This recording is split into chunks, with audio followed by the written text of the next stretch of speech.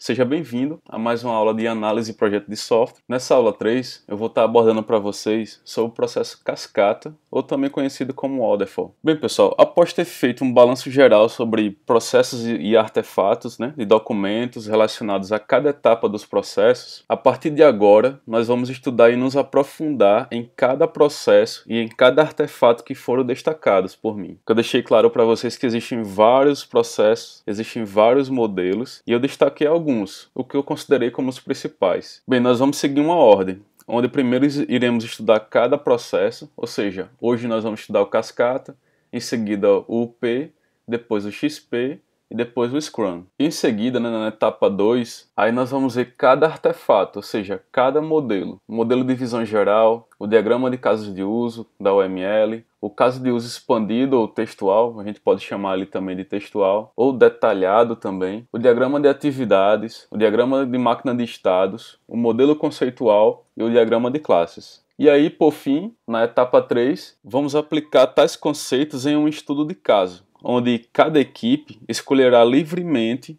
um tipo de software para modelar. Eu vou atuar como um gerente de projeto. Eu vou definir prazos e metas, guiando, aconselhando, corrigindo e coordenando vocês. E cada integrante das equipes vai atuar como se fosse um analista de sistemas, ou seja, analisando o sistema, levantando ou elicitando, como a gente gosta de dizer na engenharia de software, elicitando os requisitos, ou seja, levantando os requisitos, documentando e modelando os requisitos, ou seja, todo esse trabalho braçal, vai ser com vocês. Tranquilo? Então é assim que eu organizei essa disciplina, nessas 3 etapas aí. Minha intenção mesmo, e o mais interessante seria se fosse um curso presencial, era estar dividindo vocês em equipes, presencialmente, acompanhando, separando aí dentro da sala as equipes em mesas, fazendo círculo em cada equipe e acompanhando vocês de perto mesmo, sentando junto, discutindo junto com vocês. Mas a gente sabe que dá para fazer isso também de forma virtual, Vamos ver aí mais à frente como é que a gente vai organizar essas reuniões entre as equipes aí, essas reuniões de acompanhamento, de orientação com vocês. Bem, antes de falar sobre o processo cascata em si, em detalhar o processo para vocês, a gente precisa compreender o contexto histórico desse processo. Foi a partir de 1970 que os computadores com melhor desempenho começaram a surgir, e com isso o mercado da computação aumentou. Consequentemente, surgiram necessidades de software mais robustos e complexos,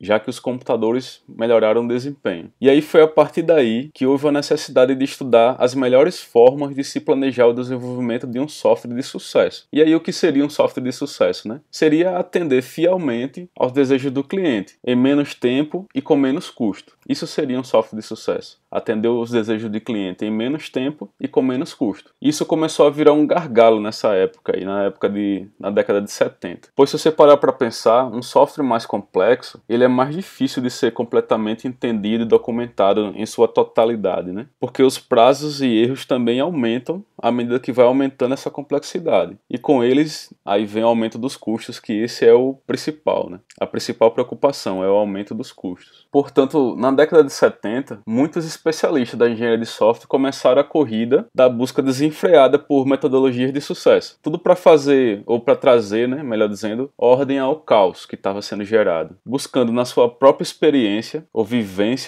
do dia a dia, documentando e se planejando software, acertando, errando, e com isso adaptando seus métodos de processo, cada um adaptando seus métodos de desenvolvimento de software de sucesso. E aí, dentre esses métodos que estavam sendo levantados, esses métodos de processo, o processo apresentado em um artigo por Winston Walker Royce ficou popularmente conhecido como cascata ou waterfall. Esse processo, cascata, ele é considerado por muitos autores como um processo mais antigo ou tradicional, adotado na história da engenharia de software. Mas é claro, a gente sabe que existiam outras propostas paralelas ou até mesmo mais antigas. Mas, para fins didáticos, a literatura estabelece dessa forma, que o modelo cascata é o mais tradicional de todos. Então, qualquer livro que você estude, você vai encontrar esse posicionamento. Só que, na verdade, em seu artigo, Royce defendia e propunha um método de processo iterativo. E para essa defesa, ele primeiro apresentou um método que ele argumentava ser um risco e um convite a falhas. Ou seja, ele não apresentou o modelo cascata como um modelo de sucesso. E nem tampouco deu o nome de cascata. Interessante isso, mas apresentou como um modelo inicial, que a partir desse modelo, né, esse modelo cascata, e das experiências ruins desse modelo, ele pudesse ser aperfeiçoado para o método interativo. Então essa era a intenção de Royce. Para poder ele apresentar o método interativo, né, que ele acreditava ser o método mais recomendado, onde você desenvolve o software em pequenas partes, ou seja, você não desenvolve, não levanta todos os requisitos de uma vez, mas aos poucos você divide todo esse desenvolvimento, todo esse projeto em pequenas partes, e aí você vai ajustando os erros ou adaptações que surgem no meio do caminho. Isso faz com que o impacto de um erro, né, de um possível erro ou ajuste, não seja grande lá no final do projeto. Então era isso que ele defendia. Então ele usou o modelo cascata, que ele nem chamava de cascata, para poder apresentar um modelo melhor do que esse. E para poder dizer, ó, desse estilo aqui, desse jeito, possui falhas. E aí, né, o que é mais interessante e intrigante nisso tudo, e engraçado ao mesmo tempo, é que foi somente o modelo inicial, que é o cascata, né, que ele apresentou, que mereceu o destaque. E a sua crítica, ao mesmo tempo, sendo amplamente ignorada. Então a crítica que ele fez ao modelo cascata foi amplamente ignorada, e ele se destacou, o modelo cascata, como um exemplo de modelo que foi indicado. E aí muitos começaram a adotar esse modelo como exemplo em seus projetos. Então o modelo cascata, rapidamente não se tornou o que Royce pretendia, que era um processo iterativo, mas ao invés disso se tornou um modelo puramente sequencial ou linear mais popular conhecido na época. Então apesar de ter se tornado popular, para a grande maioria, o termo modelo cascata se refere a uma abordagem para a criação de software, a qual é vista como inflexível e não interativa. E aí, Royce ele comenta, né, que, embora acreditasse no modelo como filosofia de projeto organizado, né, o modelo cascata, ele achava a sua implementação ou a sua prática bastante arriscada, já que somente na fase de testes os vários aspectos do sistema seriam experimentados, de fato, na prática pela primeira vez. Então, dessa forma, ele acreditava que isso se confirma na prática, né, nos dias de hoje, nas experiências de hoje, que após a fase de testes, muito retrabalho seria necessário para alterar os requisitos, é necessário para alterar os requisitos, e a partir deles, todo o projeto. Então, aqueles que usam o termo modelo em cascata, né, de forma pejorativa para modelos não interativos, ou seja, aos quais não apreciam usualmente, eles veem o modelo em cascata em si como ingênuo e inadequado para um processo do mundo real. Então vamos lá, como o processo cascata ele funciona, né? Bem, como eu falei para vocês, ele foi criado em 1970, né, na década de 70 por Royce, em seu artigo. O modelo em cascata ele também é conhecido como um sequencial ou linear, e daqui a pouco vocês vão ver o porquê. Ele é o mais antigo, é considerado pelo menos, né, o mais antigo de todos os processos, e possui esse nome devido à sua forma sequencial cascateada, que parece uma cascata, né, de cima para baixo, ou que acontece de uma fase para outra. Por isso que dão esse nome em cascata. Então, mais uma vez, é considerado como modelo clássico de desenvolvimento, modelo tradicional, né? O modelo base aí de desenvolvimento, base para os outros. O modelo em cascata ele é sugerido para pequenos projetos, e sua ideia defende que, para uma fase iniciar, a anterior deve estar totalmente finalizada, e que o resultado de cada etapa é a aprovação de um ou mais documentos assinados. Então, basicamente, o modelo em cascata se resume a isso. Para uma próxima fase iniciar, a anterior deve estar totalmente finalizada. E aí é onde vocês vão ver que mora o grande problema. Então, no modelo em cascata original de Royce, isso porque existem várias adaptações diferentes desse modelo, com nomes diferentes ou até com quantidades de etapas diferentes, mas a sua essência, né, eles são bastante semelhantes. Então, no modelo original, né, as seguintes fases são seguidas em perfeita ordem, ou seja, a próxima etapa só começa quando a anterior termina. Então você pode estar observando aí na imagem que ele possui aí 6 fases, né? Especificação, projeto, implementação, integração, teste e manutenção. Então a etapa ou fase, né, de especificação é onde é feita a análise e levantamento ou elicitação, né, de todas as necessidades do cliente. Quando digo todas, é todas mesmo de uma só vez. E é onde é definido os requisitos do sistema, ou seja, todas as funcionalidades. Então todos os desejos do cliente, todos os requisitos do cliente são levantados na fase de especificação. E aí depois que tudo é finalizado, tudo pronto, tudo assinado, todos os papéis, dá-se início à fase de projeto. E aqui nessa fase o cliente já começa a ficar de fora do projeto. Isso é um grande erro, porque os processos mais recentes, né, eles recomendam que o cliente ele faça parte de todas as etapas do projeto, dando sugestões, corrigindo a tempo, né, não deixando para o final essa correção. Então na fase de projeto, né, após os documentos da especificação estarem 100% definidos e finalizados, como eu falei, é elaborada toda a documentação da arquitetura geral do sistema, das tecnologias e é onde são definidos os prazos e custos também. Claro que seguindo as informações coletadas na etapa anterior, né? Com base em toda a documentação da etapa anterior. E aí depois que o projeto é todo pronto, não resta nenhuma dúvida mais de que está tudo pronto, dá-se início à fase de implementação. Então é nesta etapa, né, com o projeto todo definido, cada unidade do programa, ou seja, cada caso de uso ou requisito implementado,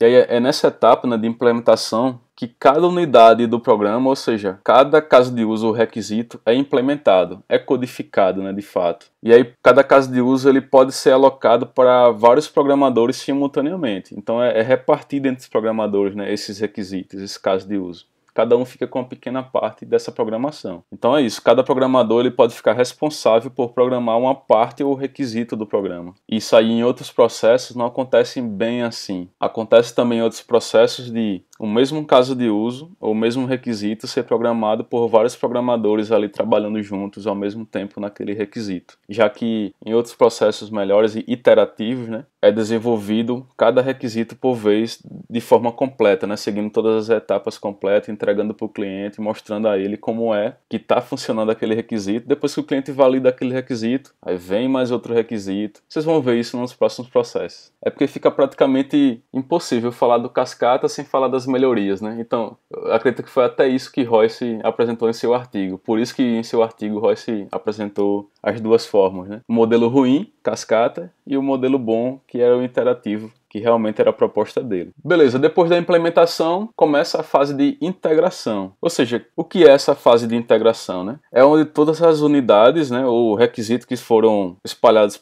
para cada programador, eles são reunidos. Então, agora a tarefa, né, é integrar todos eles para compor um único sistema completo. Então, essa é a fase de integração. E aí, depois de que é tudo integrado, né, reunido, todas as partes programadas, dá-se início à fase de teste. E essa fase muito importante. Então aqui é feito o teste geral, né, para certificar ou validar que os requisitos do sistema foram completamente atendidos. E por fim o software é entregue ao cliente. Depois que o software é entregue ao cliente, depois que ele é instalado, né, dá-se início à fase de manutenção. Então na prática, ao cliente começar a utilizar o sistema, né, começar a operar o sistema, aí ele poderá encontrar erros ou necessidades que não foram identificadas anteriormente. Esta fase se responsabiliza pela correção dos erros ou melhorias do sistema em evolução. Então aqui eles consideram que o sistema ele evolui a partir dessa fase aqui de manutenção, né? Então veja, o cliente ele só voltou aqui a participar do projeto nessa última fase de manutenção. E se algum erro aconteceu, o prejuízo aqui é grande, rapaz, porque você tem que voltar tudo, revisar toda a documentação, e aí para gerenciar tudo isso é complicado. Tudo de uma vez só é muito complicado e a gente vai ver aqui mais à frente. E aí então é isso, pessoal. O modelo em cascata, ele resume-se a isso, né? Ele move-se para a próxima fase somente quando a fase anterior está completa e perfeita. Então o desenvolvimento de fases ou etapas no modelo cascata são discretos e não há pulo para frente, nem para trás ou sobreposição entre elas, entre essas fases. Não existe sobreposição. Isso no modelo original de Royce, né? Porque como eu falei, existem adaptações aí a esse modelo de até pessoas que tornaram ele iterativo, né? Ou seja, que modificaram um pouco o ciclo de vida dele. A gente chama de ciclo de vida justamente isso, né? A forma que você avança as etapas, né? De que maneira você avança as etapas, quais são as estratégias dentro de cada etapa dessa, né? Quais são as orientações? Então cada processo vai orientar de forma diferente e aí consequentemente vai ter um ciclo de vida diferente. A gente chama isso de ciclo de vida. Esse passeio de formas diferentes entre as fases ou etapas, né? Pronto, e aí depois de ter apresentado como funciona o processo cascata, né? Como ele se comporta, o ciclo de vida dele. Então é isso, mesmo sendo bastante antigo, né? Ele ainda é muito utilizado. E aí por isso ele ainda recebe muitas críticas e questionamentos sobre a sua eficácia. Ainda existem discussões hoje, existem críticas de defensores ou não desse processo. Então os principais problemas encontrados no modelo cascata são que até seus defensores reconhecem esses problemas. Mas aí quando a gente for falar das vantagens, vocês vão entender também o lado dos defensores, né, desse processo. Ele tem suas vantagens também. Então, pessoal, as desvantagens, elas são inúmeras. Eu destaquei apenas 4 aqui, porque se eu fosse colocar ou falar de todas, vocês iriam dormir aqui nessa aula. Então eu preferi deixar todas as desvantagens que eu destaquei na literatura, eu resolvi destacar num script, que eu vou deixar aí o link na descrição do vídeo, onde você pode estar vendo todo o script dessa aula, todo o texto, todo o meu mapeamento mental, né, como eu organizei essa aula. Eu vou deixar ele para vocês disponível. E aí eu destaquei 3 para essa aula. Então, primeiro, né, muito tempo é gasto para garantir que nada falte, que cada etapa seja executada corretamente, que a modelagem dos requisitos seja realmente fiel ao negócio ou ao cliente, né? Pois os analistas, eles sabem o caos que pode ser gerado por qualquer falta ou excesso ou inconsistência. Certo? Então, muito tempo é gasto para garantir que nada falta na documentação. Uma outra desvantagem que eu destaquei é que demora muito para o cliente ver algum resultado. E aí, né, gerando decepções e insatisfações, com certeza gerando insatisfações dos clientes. E um terceiro ponto que eu destaquei é que para gerenciar os ajustes de possíveis falhas ou correções é muito complicado, né? É muito difícil gerenciar isso. Porque também a equipe de desenvolvimento ela está sempre quase acabando, né? Ou seja, no interesse de se deixar totalmente fiel à documentação, sem que nada falte, 100% completa, sempre tem aquela famosa frase, né? Eu tô quase acabando, a gente tá quase terminando. Então, tanto a equipe de desenvolvimento como os analistas também sempre estão dizendo isso, e isso retarda muito. E o fato também de esconder os riscos, né, por muito tempo. Ou seja, se pular para a próxima fase e perceber que algo deu errado na fase anterior, tem que continuar, né? E aí fica retardando uma solução para esse problema. E aí gerando um caos ainda maior lá no final. Então é muito difícil retornar para as etapas anteriores para corrigir problemas detectados posteriormente. Então, nos ciclos de vida de outros processos, existem orientações para se contornar essa dificuldade aqui de ajustes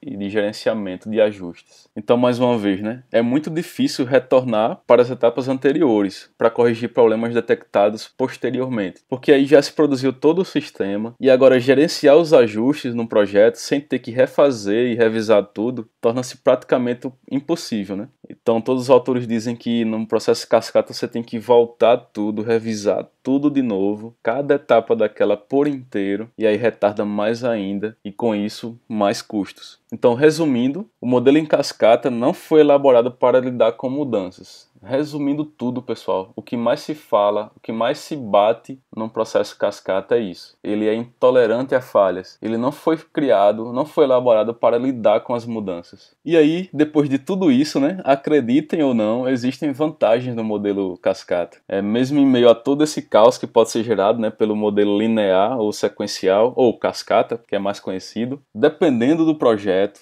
da empresa ou dos profissionais envolvidos, pode-se esperar alguns pontos positivos ou benefícios. É muito difícil, mas pode-se esperar. É raro acontecer isso. Então eu destaquei aqui 4. Foi mais fácil para destacar os pontos positivos ou as vantagens. E ao mesmo tempo difícil, né? Encontrar vantagem nesse tipo de processo. Então é isso. Ele é eficiente em softwares de pequeno porte. Por ser mais prático, né, eficiente e rápido, por ser mais fácil, né? O ciclo de vida dele é mais simples, tem menos burocracia, então é mais fácil entendê-lo. Então ele é eficiente também em escopos estáveis ou em negócios estáveis, né? Ele apresenta uma grande vantagem quando o escopo do trabalho é claramente definido e estável, ou seja, que nunca sofrerá mudanças, nunca. Tem que ser garantido isso, que nunca sofrerá mudanças. E aí, né, o que é muito difícil em projetos de médio e grande portes isso acontecer. Mas existem tipos de sistemas que não vão sofrer mudanças, existem isso.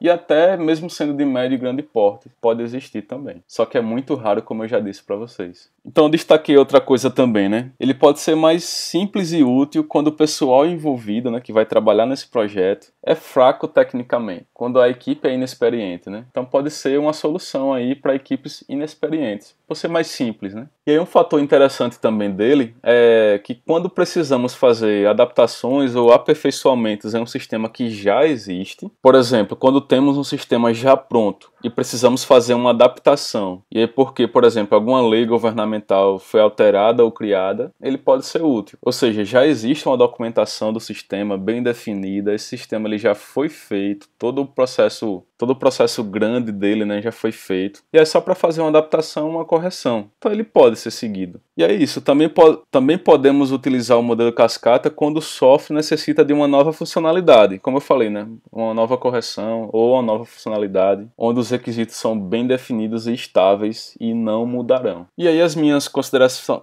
para resumir, né, minhas considerações finais a esse processo. E aí eu faço uma pergunta, né? Percebeu que o modelo de processo que foi apresentado na primeira aula e na segunda aula, que tinha as etapas, lembra? Análise, projeto, construção, testes, implantação, é bastante parecido com o modelo cascata, só muda os nomes, né? E a quantidade de etapas. Então, na verdade, pessoal, ao longo dos estudos dessa disciplina, vocês irão perceber que todos os modelos, todos, partem da mesma essência, pois o que muda principalmente aí são as estratégias, como eu já falei para vocês, os conselhos, né? E as formas de aplicar cada etapa. Ou seja, repetindo, nós chamamos essas estratégias de ciclos de vida. Então é isso, cada processo ele vai propor um ciclo de vida diferenciado, de acordo com a sua experiência, né? De acordo com as experiências do seu criador, dos seus autores. Mas, na sua essência, o princípio das etapas são semelhantes. Então, outra coisa também, né? Por mais que na época a proposta de Royce foi mal compreendida, hoje nós podemos afirmar que o modelo cascata é sim um exemplo base para o aperfeiçoamento de outros modelos de processos. E é sim um exemplo de processo que não deve ser seguido se o projeto for considerado de médio e grande porte, apesar